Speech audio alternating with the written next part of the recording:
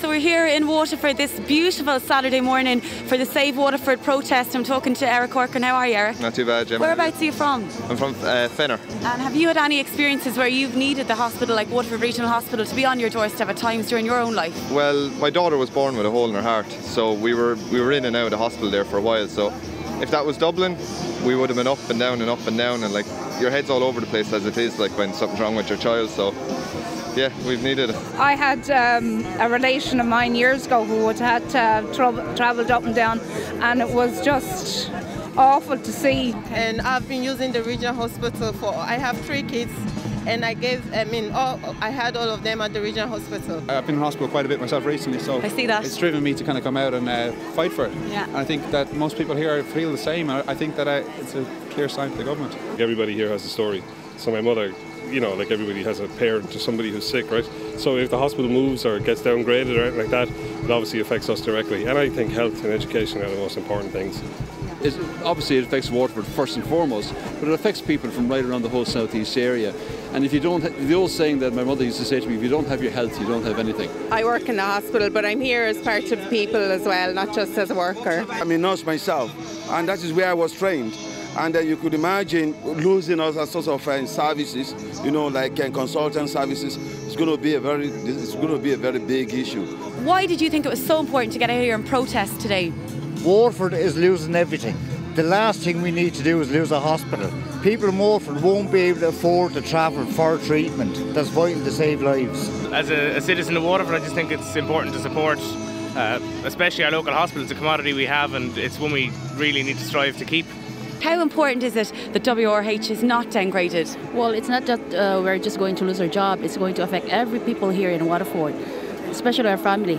I'm a student nurse as well, actually. So I've been in the situation where I've seen all the various services they're talking about cutting. I've been working in those services on my placement, and you can see just how big of an impact it would have if those services were closed. In our lab alone, we do 3,000 patients a day, GP samples from all over Carlow, Kilkenny, Wexford, Waterford and Tipperary. So this country needs us. Like you see yourself, shops closing down everywhere, left, right and centre, and more money has been taken out of the city.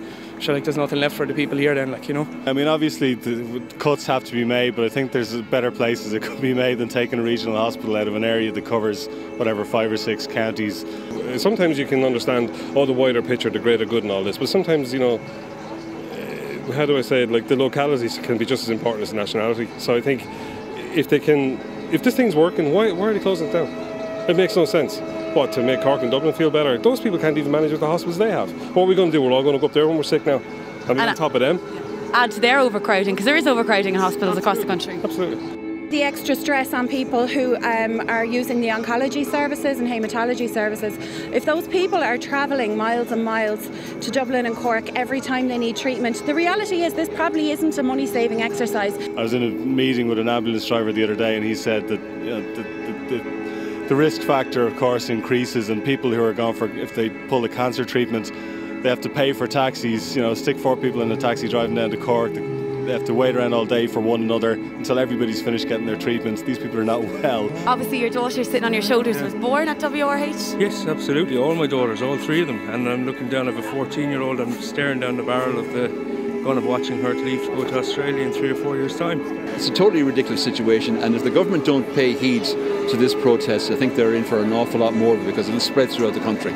Waterford is Ireland's oldest city and is a Viking city, and just tell Phil Hogan or James Riley, if they come across that bridge, they better bring an army with them. Our own TDs and councillors, I think, need to stand up now and start, you know, making their voices heard into the aisle and do something for the city and stop Waterford being knocked the whole time. When you set up the Facebook page just last Friday night, you obviously did it from just sheer frustration. Like I was sitting at home after giving the kids their breakfast and whatever, and I heard it on WLR News about the possible downgrading, and I said, Jesus, there's no way we can let this happen. I mean, we've taken so much and we've dealt with it, but this is the straw that broke the camel's back. Andrea, yourself and Gillian didn't even know each other a couple of weeks ago.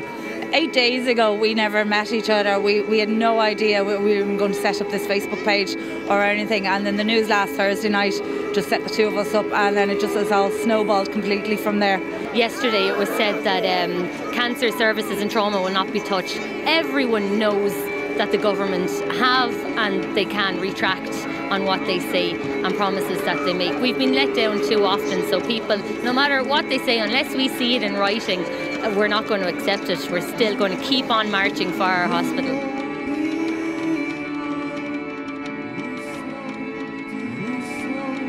The Save Waterford protest sprung into action just less than 3 hours ago, and figures being banded around this afternoon, up to 19,000 people on the streets of Waterford City. A lot can be said about people in Waterford, but one thing they can't say this afternoon is that they don't come together and stand up for what they believe in. The movement has begun.